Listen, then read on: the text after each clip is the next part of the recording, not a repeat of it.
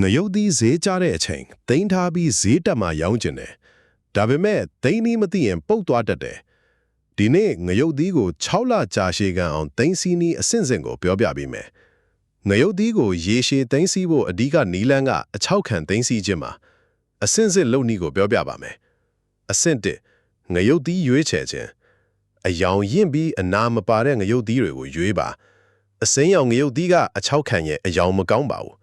အယောင်ရင့်အနီရောင်ငရုတ်သီးကအကောင်းဆုံးပါအဆင့်2ရေဆေးခြင်းငရုတ်သီးကိုရေနဲ့ဆေးကြောပါပြီးရင်အရိပ်ထဲမှာရေဆင့်အောင်ထားပါရေဆိုးနေရင်မှုတတ်ပါတယ်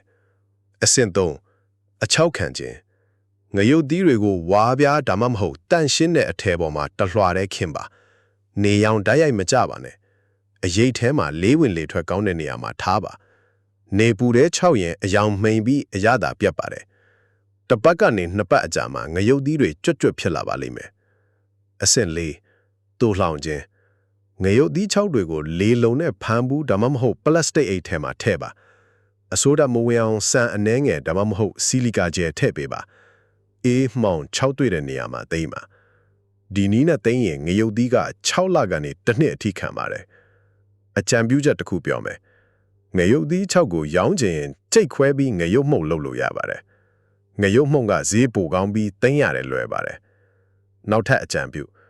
ငရုတ်သီး6ကိုရောင်းတဲ့အခါတန့်ရှင်းတဲ့ပလတ်စတစ်အိတ်ဒါမှမဟုတ်ဘူးလေးတွေနဲ့ထုတ်တစိမ့်ကပ်ပြီးသိမ်းသည့်ရက်စွဲနဲ့အလေးချိန်ကိုရေးထားပါဒါမှအလွယ်တကူရောင်းလို့ရပါလိမ့်မယ်လူအများဆုံးမေးတဲ့မေးခွန်းငရုတ်သီးကိုအချောက်ခံဖို့ဘယ်နေရာမှာထားရမလဲနေပူထဲလားအရိပ်ထဲလားအဖြေကတော့အရိပ်ထဲမှာထားပါနေပူထဲထားရင်ငရုတ်သီးရဲ့အယောင်မှိန်သွားတယ်ဗီတာမင်စီပျက်စီးတယ်အရသာလည်းပြတ်တယ်အရိပ်ထဲမှာလေးဝင်လေထွက်ကောင်းအောင်ထားပြီးရက်အနှဲငယ်ကြအောင်ချွတ်အောင်ထားပါ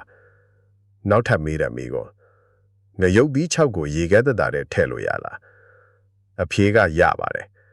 ရေခဲသက်တာထဲထည့်ရင်ပိုကြရှည်ခံပါတယ်ဒါပေမဲ့အစိုးရမဝင်အောင်လေလုံတဲ့ဘူးထဲမှာထည့်ပါရေခဲသက်တာထဲကထုတ်ပြီးရင်အခန်းအပူချိန်ရောက်အောင်ထားမှဖွင့်ပါရေငွေ့တွေဝင်ပြီးမှုတက်တယ်လို့ပါနေ့စဉ်9မိနစ်စာလေ့လာပြီးကိုယ်တိုင်စိုက်ပျိုးတတ်တဲ့သီးပင်စားပင်စိုက်ပျိုးခြင်းတယောက်ဖြစ်အောင်လေ့လာလိုက်ပါ follow လုပ်ထားနော်